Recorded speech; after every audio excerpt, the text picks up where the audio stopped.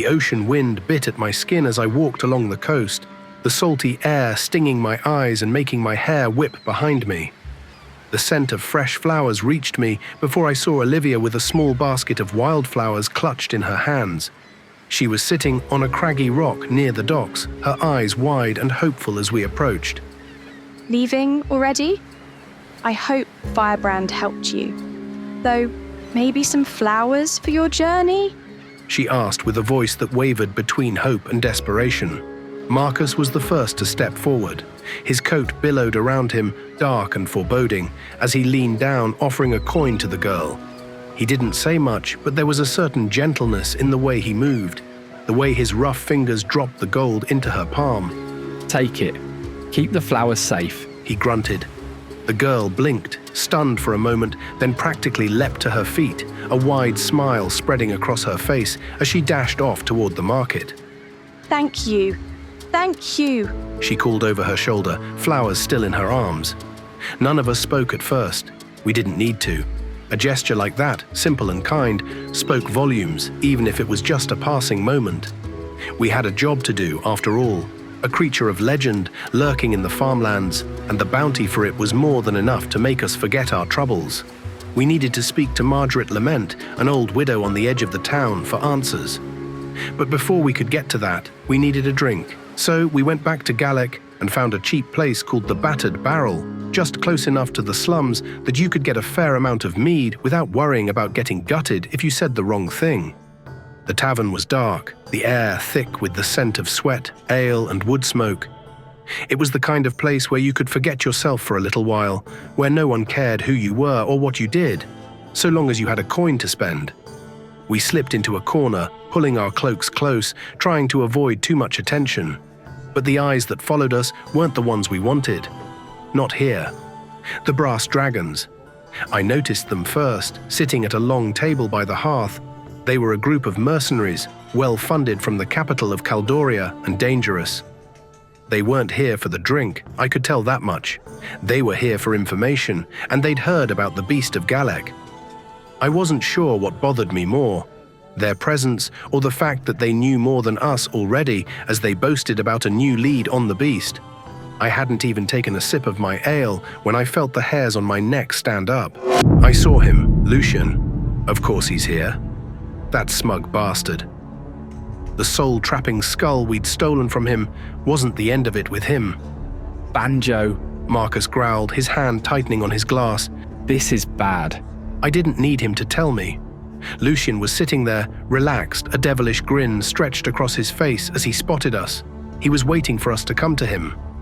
Marcus, never one for subtlety, started toward him with that dark intensity that only a vampire could pull off. His movements were fluid, predatory. I see you're still alive, Lucien called, his voice dripping with that infuriating sweetness. How quaint. I followed Marcus, trying to keep my calm, but Katrina was already stirring in my mind, whispering of blood, of death. I knew he would show up sooner or later after the mountain pass. I sense your urge to kill him for that betrayal, Banjo. Give in to it. She wanted him gone, wanted him erased from the face of the earth, but not here, not now. Lucien, I said, my voice low, calm but sharp. You've got some nerve showing your face here. Come on, Banjo, don't be like that, he replied, his grin widening as if he were enjoying every second of it. We've got a little unfinished business, don't we? Sir Thorn and Eliana stayed behind us, both trying to keep the situation from spiraling into something worse. Sir Thorn was calm and collected, tactically realizing the value in not losing your cool under pressure. Eliana, ever the diplomat, was doing her best to keep everyone calm. Lucien leaned back in his seat, flicking his fingers lazily. I could always tell the authorities about you lot.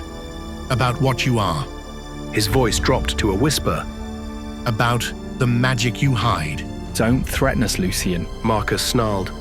I could feel Katrina's hunger pressing at the edges of my mind, but I wasn't going to make that mistake in front of witnesses.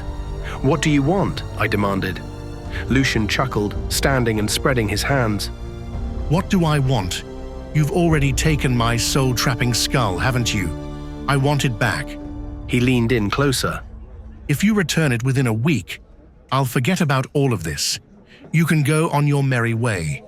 If not, well, let's just say I've got enough dirt on you all to make life very difficult." With that, he sauntered out of the tavern, leaving us with more questions than answers. But before I could relax, something else hit me. The magic in the air. It was faint at first, but unmistakable. A flute. Soft, melodic, and somehow dangerous. I turned toward the stage, spotting the elven barmaid, Yolanda. The magic was thick around her, spinning out from the flute as she played. The tavern seemed to be mesmerized, entranced by the notes she produced. I moved before I could think about it, my hand reaching out, grabbing the flute from her hands. The room went silent. Everyone stared at me, confusion and suspicion clouding their faces. Eliana was quick to step in, her silver tongue working its magic. Banjo's been under a lot of stress with magical items lately. He's not used to them. I could feel the tension rising. "I need some air," I muttered, stepping back. It was just a simple magical flute meant to put customers at ease, but I felt too stressed out after Lucien's threat. So we rushed to the farmlands. The conversation with Margaret Lament went more smoothly than I expected. She was an older woman, worn by years of hard labor and grief. When we asked her about the beast of Gallic, her face grew tight with fear. She spoke of an animalistic creature, one that had attacked her when her husband fell ill, a thing with claws and fangs that left her injured, but only for a moment before fleeing. And then she mentioned it, the pendant. "It burned when I showed it to him," She said, her fingers brushing against her neck. "It's been burning ever since, so I locked it away in my bedroom." We went inside, and Marcus was the first to spot the ghoul rot blood on the husband's bed. The beast of Gallic could be a powerful undead ghoul. Ghoul didn't sit right with me. I couldn't shake the feeling something was off. When I saw the pendant, silver, not unlike a piece of cursed treasure, it sent a chill through me. It's a werewolf. The beast of Gallic is a werewolf. The ghoul rot must be unrelated. We searched the surrounding grounds after that and quickly found the hair. Werewolf hair. The pieces started falling into place. Katrina's voice filled my head. She's infected, Banjo. She'll turn. Gallic will suffer 2 werewolves instead of 1. I hesitated. The others didn't. Marcus, as usual, was pragmatic. There's no cure for werewolves. She'll turn, and it'll be worse. We can't handle 2, we can't even handle 1 right now. We have to kill Margaret, for her own good and all of Gallic. Katrina's excitement was palpable. Kill her! Kill her and end this before it spreads! But Eliana, her white hair shining in the daylight, was not so convinced. She protested, tried to talk me out of it. Banjo, she's just a woman. We can't... I looked at her, my hand trembling slightly, but it was Sir Thorn who made the call. He was ready.